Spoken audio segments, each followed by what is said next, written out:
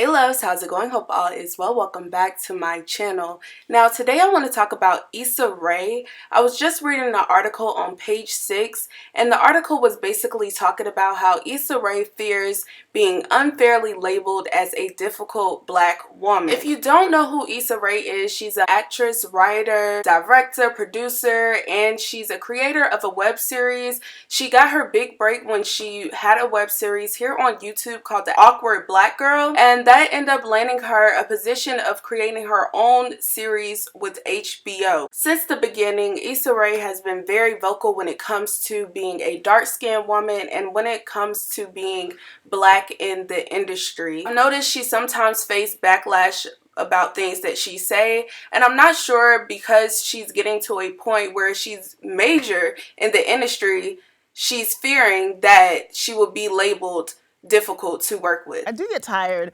of being asked to constantly speak about the black experience. Like if I'm writing an article, it's like, hey, we love your writing. We just want you to talk about being black and why you're mad about it. And that's the frustrating. I'm like, what if I'm not mad today? I'm actually just fine, you know? If you watch a lot of her interviews with white audiences, they always ask her about the black experience, what she went through, and why on her show Insecure she cast who she cast. I was reading an article where they asked her, you created a show about black women for a major network, and that's something that doesn't happen often. Then getting even deeper, you created a show about black women starring 2 dark-skinned women, and that happens even less. Was this intentional? So then she basically said it was something that she sought to do. She wanted 2 dark-skinned women leads that were desirable and still to a degree insecure, but she still wanted them to have a sense of confidence in who they were. She was saying how they didn't get to see that. No one gets to see that, and it was an important choice for her. She said even in shows, if you have 2 black girls, it's always a dark-skinned one and a light-skinned one, and that's how Hollywood consider a balance. But instead, she wanted to have a whole spectrum, and she wanted it to be like her real life best friend who is dark skinned and beautiful, and she wanted to really reflect that. The representation that we had on screen, especially for black women, was just, you know, mostly in reality television. So many mainstream audiences are tired of seeing the same stories play out with the same groups of people, and that's helpful as well because again, audiences speaking out, they're the ones who determine, they're the ones who give the ad dollars and who dictate what's popular.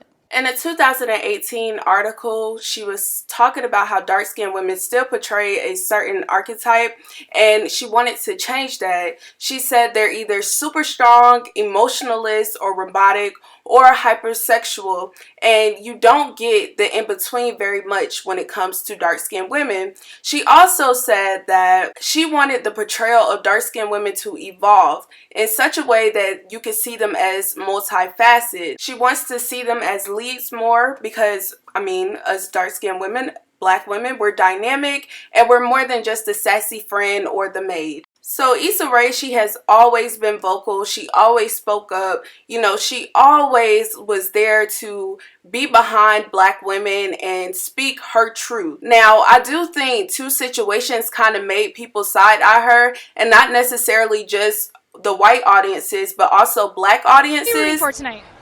I'm rooting for everybody black.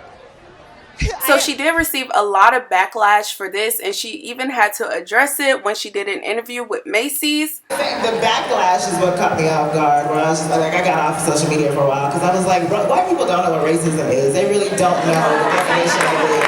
Because they've never been called racist so many times, and that's not a racist statement. Nope. If someone had said, I'm rooting for all the Latino people, if someone had said, I'm rooting for all the women, if someone had said, I'm rooting for all the gays, I'd be like, yeah, do you? Yes.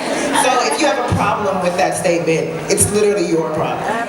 So in April of 2018, someone decided to go onto Twitter and put a passage of her book on the internet, and that caused a lot of people to feel some type of way. Not only black men, but also Asian women, and a lot of people were discussing it. Basically, in the passage, it said, "This is why I propose that black women and Asian men join forces in love, marriage, and procreation." Educated black women, what better intellectual match for you than an Asian man? And I'm not talking about Filipinos. They're like the blacks of Asians. Issa Rae also had to address that statement. She even went on to the Breakfast Club, and Charlemagne the God acted as if he didn't know that black women felt this way, or he didn't know that black women had struggles. You know, I wrote that in 2010, you know, and that was the context of like Steve Harvey coming out and all these news things like black women have no hope. Educated black women, there's no black chance for men you. don't want Nobody, yes, black men. And of course it was a joke, but I was like, for this to come up, and this is my drag. This is what I'm getting dragged. I've never even dated outside my race. I was like, I stay loyal to these ass all my life. I didn't know y'all felt this way. Like, I really did not know black women felt insecure and not worthy. They're multi-levels. Like, there's the insecurity of being black, and that the definitions of that. There's the insecurity of even being in the workplace, which we address, and having to juggle multiple identities, and of course, in a universal way, like the relationship. People constantly come for us. People constantly come for black women. So I'm not sure if those situations in which she was misunderstood and which the public didn't really understand where she came from, I'm not sure if that made her feel more reserved or feel as if she had to, you know, step back from the personality that she is. As of April 2019, Miss Issa Rae was on a panel at BeautyCon, and she said, now I have to sugarcoat because I know that the environment I'm in will label me as an angry or difficult black woman. It is frustrating at times to feel like you have to constantly work on how you're going to present something so you are able to work again in the future. She also explained how she loves working with black women, especially creative black women. She said, I love working with a vocal black woman, opinionated black woman.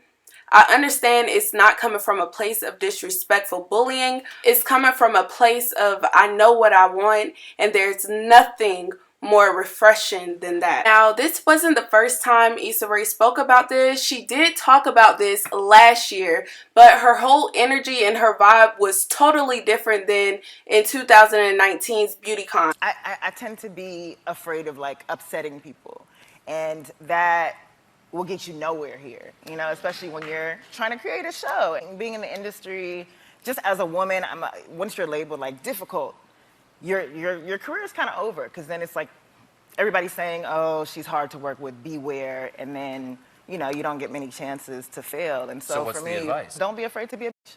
So the energy is just a little bit different in 2019 from 2018, and I'm not sure what happened. You know how Hollywood is, you know how crazy it is behind closed doors, but I just hope she don't change who she is, because she has support of our community and support of many black women. But it's very sad that you have to change who you are once you get to a certain level, because doors may shut on you because of who you are and how you are to the public. And this is one of the main reasons why a lot of actresses, especially black actresses, do not speak about black issues. They don't talk about politics. They don't talk about religion, because you could be in a situation where you lose everything just because of your voice and your opinion. I still know she will be doing great things. She just graced the cover of Essence and Women's Health magazine. Her show is not coming back until summer 2020. She is still highlighting black creators on her YouTube channel, which is dope. So you guys, let me know your thoughts and opinion about this situation. And I don't mean to be, you know, harsh or anything like that, but it seems like it's always the dark-skinned women that have to, you know, hush up. We can't talk about certain situations and certain things because we are always looked at as angry or bitter. You know, if you look at the face of the community in the face of all these movements, it's always the biracial women or the light-skinned women. And this is not to be, you know, rude or slander, because, you know, I'm happy that the movement is happening, but I never hear them talking about or wondering if being vocal would stop their bags. We are always unfairly labeled as being angry, being mad, you know, even on my videos and my comments. If I do commentary, which is what I bring to my channel, I'm always angry about something. I'm always mad about something, and that's not it. I just want to spark a conversation. I just want to talk. You know what I'm saying? So I would love to know you guys' thoughts about this. Do you think that the situation have anything to do with, you know, her movements, her being so vocal, or do you think it's all about color, you know, skin, her being so out there wanting to promote dark-skinned women, and her being so vocal wanting to support the Black community? Y'all let me know down below. Thanks so much for watching. Bye.